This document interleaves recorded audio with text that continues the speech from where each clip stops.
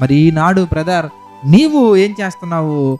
మార్పు తీసుకురావడానికి ఆమెలో రక్తపు బొట్లు బయటికి తీసుకొస్తున్నావా? లేదంటే నిన్ను నువ్వు దేవునికి సమర్పించుకొని ఆమెను మార్చడానికి, ఆమెను ప్రేమిస్తూ వాక్యంతో ఉదక స్నానము చేత ఆమెను జ్ఞానముతో ఆమెను నిలబెడుతున్నావా? లేదంటే గనక ఆమెను నీకు ఇష్టం వచ్చినట్టుగా దుర్భాషలు మాట్లాడి నిష్ఠూర పెట్టి ఆమెను చిత్రహింసలు పెట్టి వాక్యానికి అవిధేయులుగా మారుతున్నావా? ఒకసారి ఆలోచించు.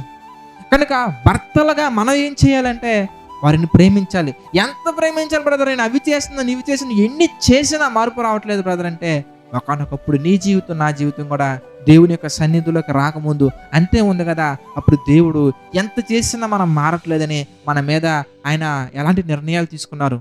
తన సొంత కుమారుని ఈ భూమి మీదకి పంపించి నీలో మార్పు రావడానికి, నాలో మార్పు రావడానికి, మనలో మార్పు రావడానికి తన సొంత కుమారుని సిలువ మీద బలిగా అర్పించారు కదా. నీవు కూడా నీ భార్యను అంతగా ప్రేమించాలి.